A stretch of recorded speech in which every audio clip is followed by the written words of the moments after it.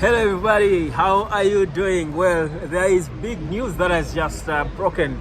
Man United has confirmed that Sofyan Amrabat will not be playing against Brighton now. Well, does it mean a change of strategy? We'll talk about that, but first guys, look where I am.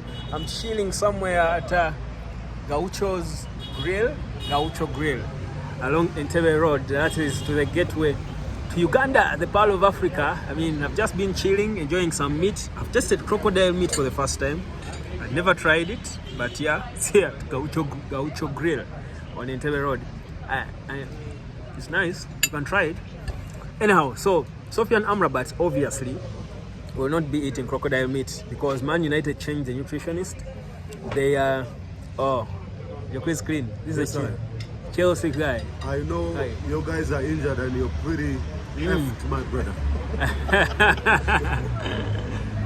Well, he's a Chelsea fan, so you understand why he's like that. But yeah, so let's talk Man United. So the nutritionist has changed. Erik Ten Hag means business. There is no jokes. Players no longer eat in hotels and restaurants around, so they always have to eat together, have lunch out together after training, which is a good thing. Yeah, but anyhow, let's go back to Sofyan Amrabat. So Amrabat is not going to be playing. Unfortunately, he won't be making his debut against Brighton tomorrow.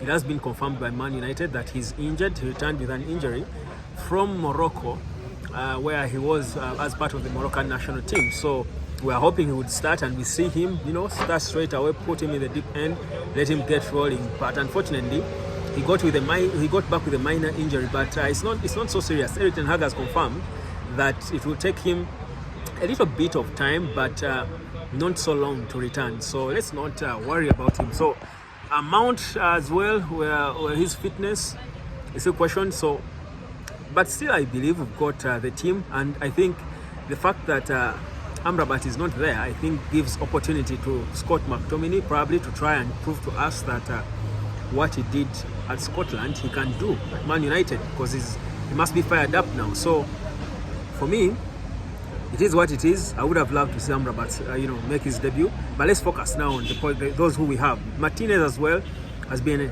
a doubt. Yeah, whoever is there, we should be able to deal with Brighton. Yes, they could have beat us, home and away last season. But I feel it's a team we can ably beat with all players we had. If I'm to go by the performance we had against Arsenal, I thought it was good. Now the focus now should be on Rasmus Højlund, who obviously should be starting. Power. He's the fastest player we have on the team. He has proved, he showed us that in the few minutes he played against Arsenal. So I feel actually, in all honesty, I feel will be his time to score his first goal. It's his Old Trafford debut, but I believe he will score. I believe he will score in this one, and I strongly think so. I feel like he's confident right now. Everyone around him is giving him confidence. The fans, always on social media, he sees the positivity from the Man United fans about him. So it's pushing him. So I believe, for me, he will be one key player to focus. The question is on the right wing. Pelistri, Facundo, obviously starting up, or is it Garnacho who has been there? The thing with Garnacho though is that whenever he has started games, he does not give us that excitement we see from him. But when he comes off the bench, he causes trouble. So, and there are players like that. Not that he's a bad player, but there are players who are crafted to play for those few minutes. Ole Gunnar Solskjaer was that kind of player. There are players who are better off the bench. Important players, but not as starters. They started the game, they read the game on the bench and come. But also him being young and fast when, the opponents are tired, their feet are tired. So comes off the bench and makes them run. So yeah, for me, I think Pelistri can start ahead of Garnacho. We have Marcus Rashford on the left, Højlund up front, up top. I believe we will keep, because with Højlund, we will keep Brighton's midfielders and defense back, because they are worried there is a big man there who will injure them anytime they commit forward a lot. So I think we've got that strong team. In terms of midfield, Bruno Fernandes, of course, playing well, obviously should be playing.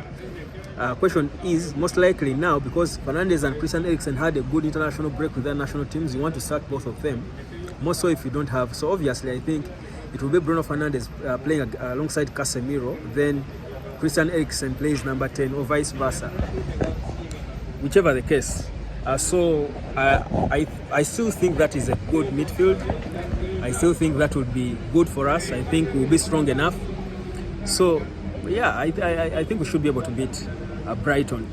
The game is going to be one that for me, I will look at seeing how much we are prepared to turn things around, going forward, because the transfers are done. We are cleaning up the squad. Now, speaking of cleaning up, Erik ten Hag not happy with Jadon Sancho. This story is still, developing. There is a lot to this story that keeps being unveiled. But whatever it is, Erik ten Hag is obviously in proper control of the whole situation. So it's disciplinarian that we know. Sancho is kept out of the team, but those who are in the team should be able to do the job. Now, Harry Maguire was pictured training well. He trained well with the team. Will he start, or will it be Johnny Evans starting with whoever, Maguire, or I don't know. So again, the defense issue for me is not a big one.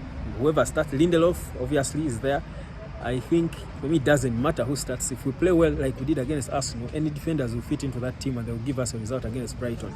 I don't see us being humiliated by this badding team for a second consecutive time at Old Trafford.